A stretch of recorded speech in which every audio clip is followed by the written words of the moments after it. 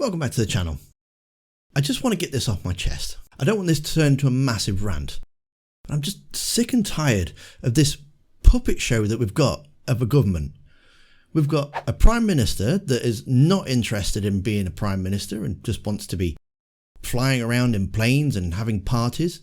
When we've got energy bills that are soaring out of control. They've already gone up. Mine's already gone up by £100. In October, it's supposed to be going up to about £300 a month. After October, it's going up again in January. We're going to have £500 a month bills. £500 a month. And we've got our next Prime Minister, which is probably going to be Liz Truss, because apparently she's out there in the head of the polls, trying to rewrite the narrative, trying to rewrite her own history. Here she is. Look, I've got some clips for you. Here she is, claiming she was dead against the national insurance hike. I'll reverse the increase in national insurance. We should have kept our manifesto commitment, and we didn't need to do it. And I think it is wrong when families are struggling to pay their bills to put up their taxes. Yet if we look at her voting record, she actually voted for it. So she couldn't have been that against it, could she? Here we are. This is from yesterday. This is the big one from yesterday. She sent out a press statement, and then she got really angry with the press for reporting on her press statement. Have a listen. Well, look, I'm afraid that my policy on this has been misrepresented. See, here she says it's been misrepresented. Well, it's in black and white from you to the press. I never had any intention of changing the terms and conditions of teachers and nurses. But what I want to be clear about is I will not be going ahead with the regional pay boards. That is no longer my policy. What's really happened is that you thought you could get away with it.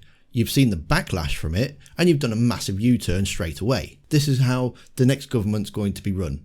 Here she is talking about Brexit opportunities. First of all, I'll unleash all of the opportunities of Brexit, from investment to procurement.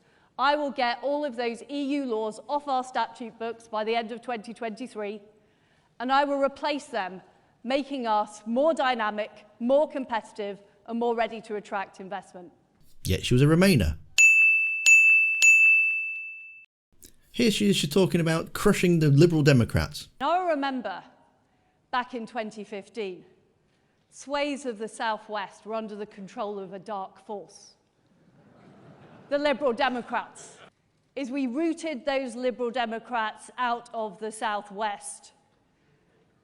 Their fake bar charts, their Euro love, their high taxes. Yet she was a Liberal Democrat. Here she is talking about the farmers and how she's on the side of the farmers. I will also back our farmers. I want our farmers producing food. We know how difficult the global situation is. We need food security.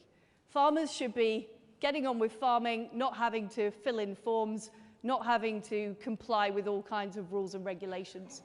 And our fields should be full of our fantastic produce. You know, whether it's the great livestock, the great arable farms, it shouldn't be full of solar panels. And I will change the rules. I will change the rules to make sure we're using our high-value agricultural land for farming. Yet when she was the Trade Secretary, she's done a deal with New Zealand that absolutely throws all the farmers under the bus. The National Sheep Association said at the end of the 15-year period, trade is expected to be liberalised completely, and the only impact this can have is to move to more exports and more imports, which cannot be good for our carbon footprint or food security, or winding back on domestic production. This to me doesn't benefit our sheep farming system here in the UK, and neither does it win our aspiration for high standards, climate change targets or reliable food security. And yet she says this. Yet nobody seems to be asking him about this cost of living crisis in terms of the gas prices. Prices are going up everywhere and people are struggling. They're setting up warm banks. Now, if you don't know what a warm bank is, think food bank, where people can go and get food that they can't afford. Well, now a warm bank is going to be a place where you can go and keep warm because you can't afford to turn the heating on. And yet you've got Johnson saying this.